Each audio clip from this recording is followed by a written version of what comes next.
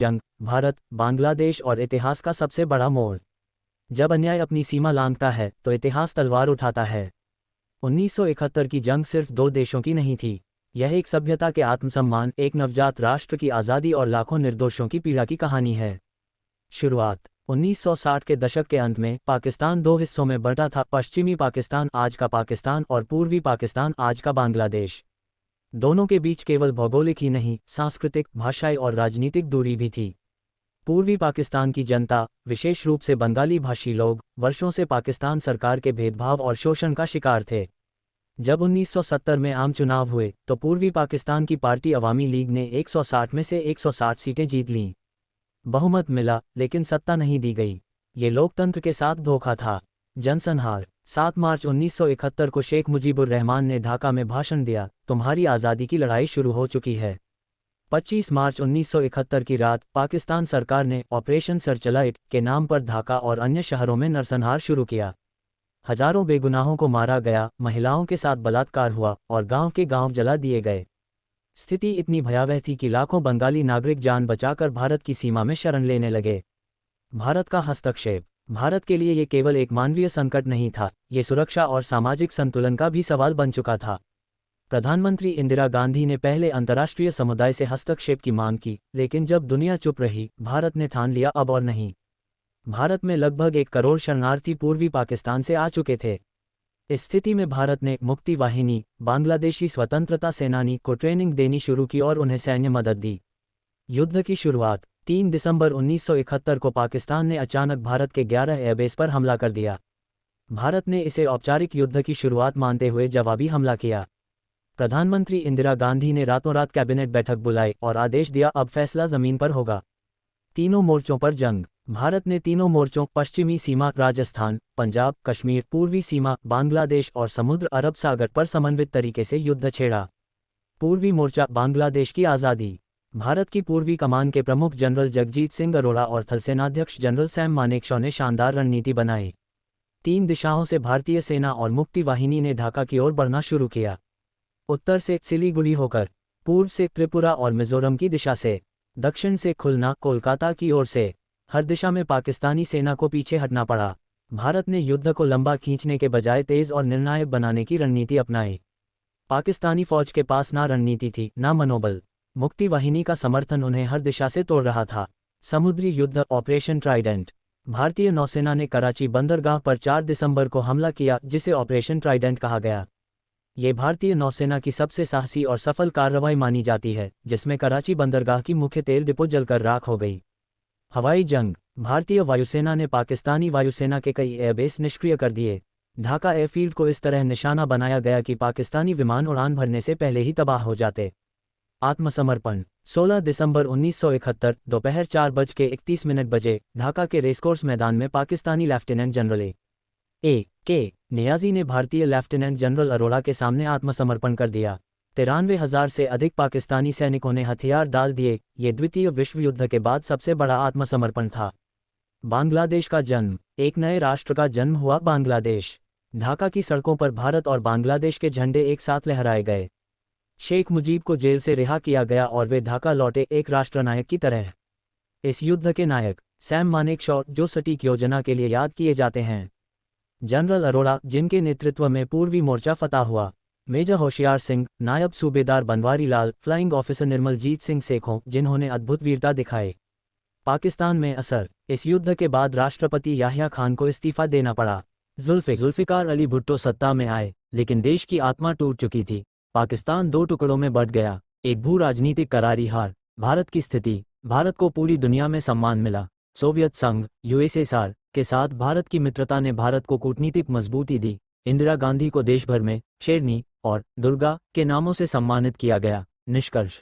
1971 की जंग ये सिखाती है कि जब बात इंसानियत की हो तो चुप रहना पाप होता है। एक न्यायप्रिय देश केवल अपनी सीमाओं की नहीं, पड़ोसी की आत्मा की रक्षा भी करता है। भारत ने न सिर्फ युद्ध जीता, बल्कि दुनिया को दिखाया कि शांति की राह संघर्ष से होकर भी निकल सकती है। कि भारत क्या है, तो सुनो, ये वो जमीन है जहां वीरों की माताएं जन्म लेती हैं।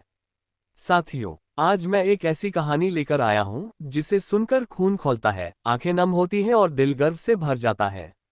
ये कहानी सिर्फ पहलगाम की नहीं है। ये कहानी उस भावना की है जिसका नाम है भारत। 11 जुलाई, अमरनाथ यात्रा पर श्रद्धालुओं की एक बस जा रही थी।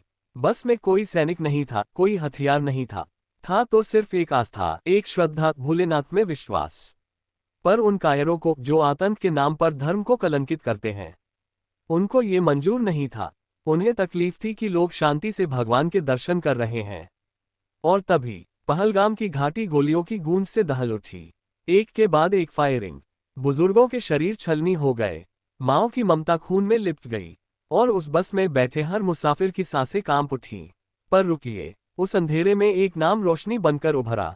सलीम मिर्जा, वो ड्राइवर जिसने गोलियों की बौछार के बीच भी बस नहीं रोकी। उसने न हार मानी, न बस को रोका, बल्कि और तेज भगाए। शायद उसके दिल में उस वक्त सिर्फ एक चीज थी, इन लोगों को कुछ नहीं होना चाहिए। सलीम एक मुसलमान था। बस में बैठे यात्री ज्यादातर हिंदू थे, लेकिन उस रात कोई धर्म नहीं था, बस एक ही बात थी, मानवता। और यही भारत है, जहां आतंक धर्म के नाम पर बांटने आता है, वहीं एक सलीम देश को जोड़कर रखता है। साथियों, उस हमले में 7 श्रद्धालु शहीद हो गए। उनकी चीखें आज भी पहलगाम की घाटियों में गूंजती हैं। उनकी माएं आज भी रात में दरवाजे की तरफ देखती हैं। उनकी बेटियां अब तक इंतजार करती हैं, पापा वापस क्यों नहीं आए। और उस वक्त जब देश चैन से सो रहा था, कुछ घरों में हमेशा के लिए अंधेरा हो गया। लेकिन ये पहली बार नहीं था। आतंकवाद ने पहले भी कायरता दिखाई है।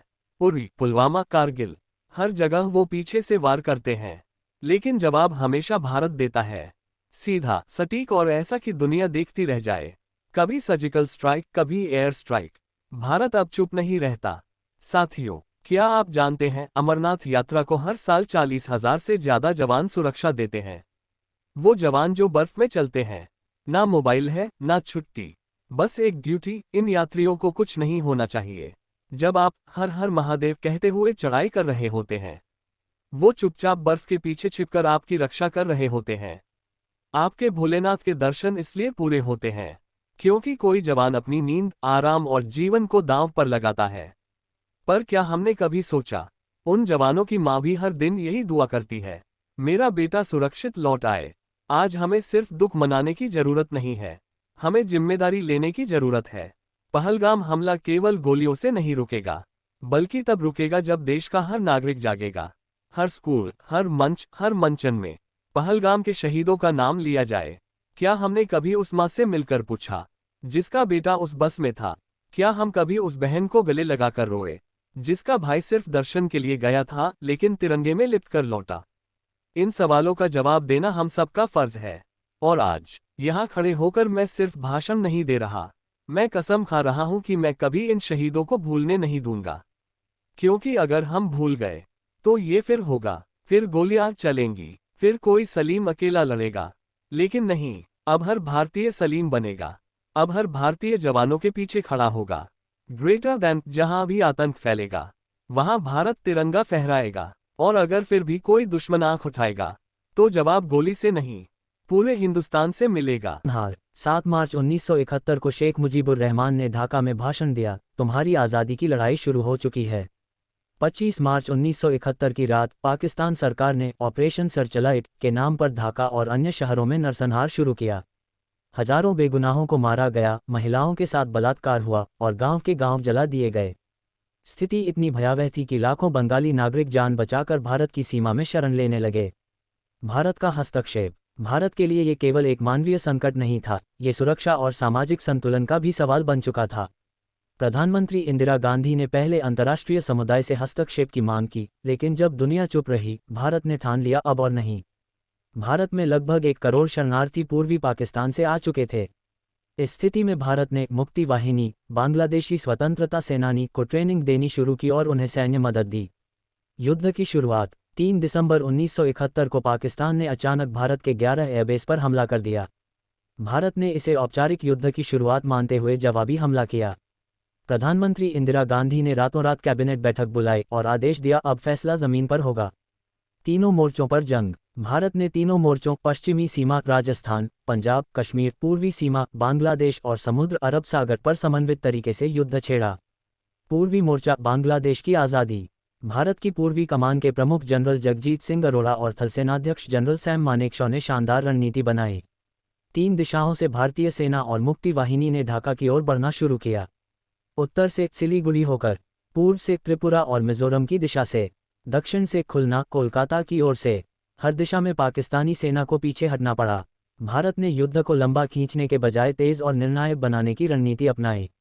पाकिस्तानी फौज के पास ना रणनीति थी, ना मनोबल। मुक्ति वाहिनी का समर्थन उन्हें हर दिशा से तोड़ रहा था। समुद्री युद्ध ऑपरेशन ट्राइडेंट। भारतीय नौसेना ने कराची बंदरगाह पर 4 दिसंबर को हमला किया, जिसे ऑपरेशन ट्राइडेंट कहा गया।